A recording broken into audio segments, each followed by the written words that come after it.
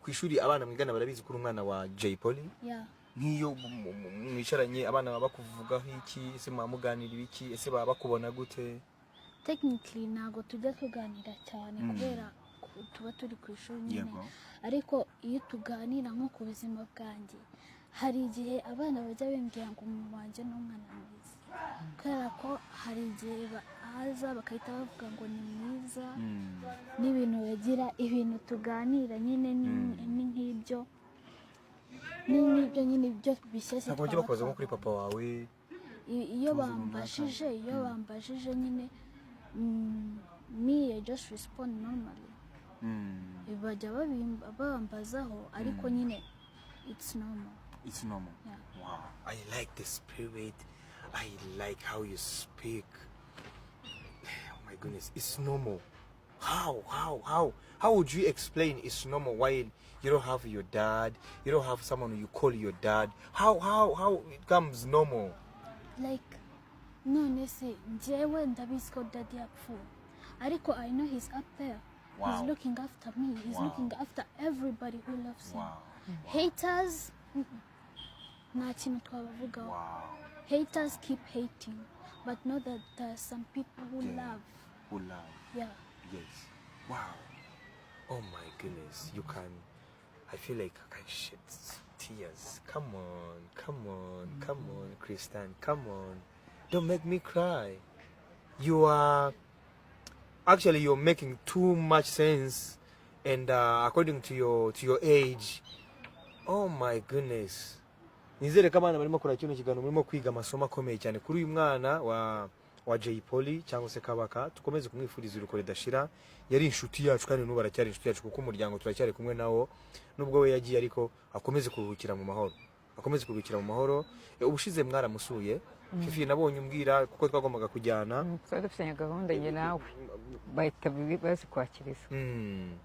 Ariko iyo mubona bira bintu birimo kumbaho wamubona gute? Yago ibintu byawe urabizi neza ko ndi mu bantu bibabaza.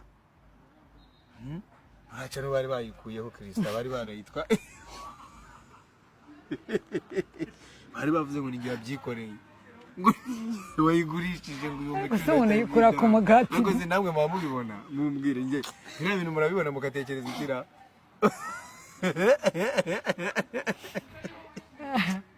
niko Yago arakarimbo kavuga ngo bareke bavuga ibyo bashaka, ibyo niyo kamere yabo, nawe ubuze inyombya kuyomba kereka ashaka kuba nayo. Barenga yawo ni izina ry'umunyarwanda. Ubundi Yago hari ukuntu umuntu atajya kukuyombera nk'ibintu byinshi no mu buzima busanzwe, ariko rero mbere yo kuza kumbwira ikibazo cyanjye, ayushuwa ko ibyawe byakemutse my dear friend. Ibi byawe byarangiye mbere yo kwinjira mu byanjye. Waretse kuvunika. Yago ibibazo mfite ubanza zenda njya no mu nda y'isi bitarakemuka. Mfite umwana kwirerera, mfite ibyanjye. None ngo njye gutekereza kuri Yago. Umukobwa mwiza cyane. Mwanya ntawo mfite. Kano kanya nta n'uwo nteganya kuzagira pour le reste de mes jours. Uretse na Yago n'undi wese. Bro. Wow. Nabira bintu yo murimo kubibona Crystal. Ukabona cyane uza kwicara ukivugira urimo gutanga amasomo ku bandi bana bagenzi bawe ukabona bayikuye. Wowe bibona gute? Bayizi bagita bago nayiri. Ariko se bari abantu ubundi jya ubihorera baba baguha views kabisa, baba baguha views ukoze nk'ikiganiro barakwanga bagiye kureba ibyo bavuze. Iyo si profit. Ni profit. So they keep talking, it's their problem, not yours. Continue with life goes on, but if they keep hating, nago Imana yavuze ngo tuzajye dukundana. Ubuse abakwanga ubu bari gukunda cyangwa kwanga, rero birabareba. If they keep talking, it's not your problem. You know gusora indirimbo yitwa ibyo birabareba, by the way ari indirimbo igiye gusohoka itwa nayibonye Tare bastati zanjye rambwa ati mami none se ko nahise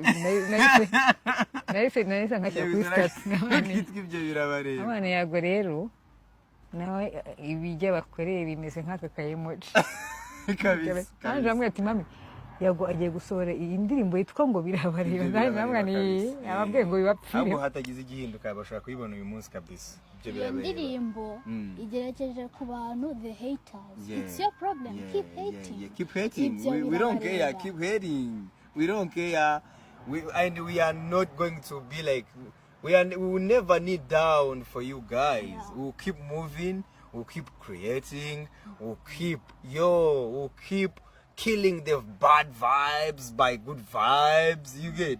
So, hano kuri Yago TV show murabizi. No bad vibes. Twe twera muri good vibes. Twigaruke kuri Crystal. Mujya gusura Daddy. Byari bimeze gute? Wari umunsi umeze gute kuri wowe? Kuko wamaze kuvuga uti ubu ngubu is normal kuba Daddy ndabizi ko yapfuye.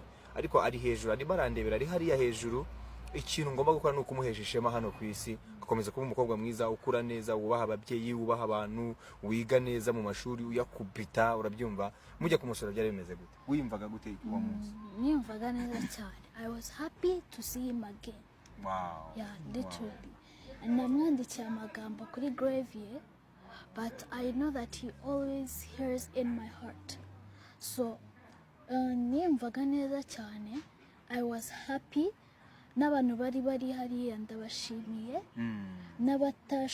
n'abatarashoboye kugerayo muzajye muza kumusura pe but that day I was very happy it was his birthday kandi his birthday is 5 days away from mine when itariki 5 z'ukwa karindwi Daddy avuka le 5 Kristo akavuka le 10 murakurikirana wow mwagiye kumusura kuri anniversaire ye nyirizi wow